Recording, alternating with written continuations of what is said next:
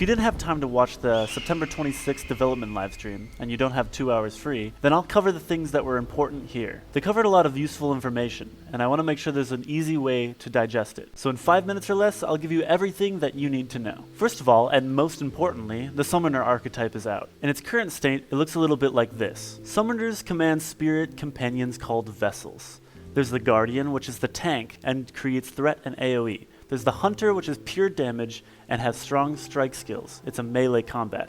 Finally, there's the Mystic, which provides healing and support. The Summoner class uses a unique resource called Essence, which builds over time through pet attacks and also skill casting. A couple notes. At this stage, it's going to be buggy and unbalanced. They'll need time to fine-tune it. People have also said they don't like the aesthetic yellow. Don't worry though, each one of the 64 class combinations will have its own aesthetic for the summons. If you are interested in more about the Summoner class, you can check it out on the official Ashes of Creation YouTube channel. Moving on, I want to cover the Harbinger System. This will be one of Ash's most important dynamic world events. Harbingers are massive invasion vessels tied to the Ancients and corruption. Over time, things become corrupted by the following things: players killing other players, settlements building, constructed, and level ups, bosses killed in the area, crafts, wars and sieges, and corrupted elites reaching the portal. This is a threshold-based system, which means over time corruption gathers, and then when it hits a specific threshold, things are going to either start or expand. The whole system is going to be PvX, so you should expect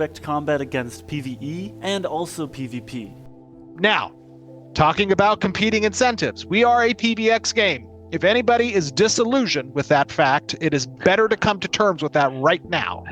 That is what this game's identity includes, which means that there are going to be PvP objectives and there are going to be PvE objectives. And balancing between those two competing aspects is how you succeed in Ashes of Creation. If players don't properly coordinate, these things will expand. It can take up to 40% of a given zone. There will be exclusive rewards and also specific quest lines for corruption zones. There will be a variety of different ancients and different abilities. And if the zone gets out of control, you can expect raid-like dungeon encounters. Moving on to sport fishing. Intrepid wants fishing to be a deep standalone profession that ties into crafting, exploration, and the game's economy. The system is as follows. You will go to a sport fishing node out in the sea. You'll then throw bait. This will activate the node. Then, that node becomes available to all players. In the sea, it will be PvX. There will be many types of lures of varying quality. As you get better and better at this profession, you'll have higher quality lures. This will give access to more fish, different fish, bigger fish,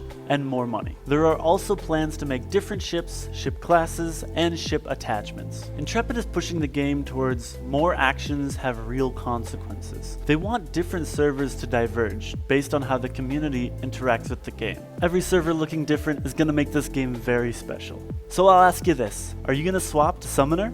Are you excited for the Harbinger invasions? Please remember there's a really big content patch on November 15th. If you like this weekly style and you want more updates, make sure to sub to this channel. Thank you so much for watching and continue having a good day.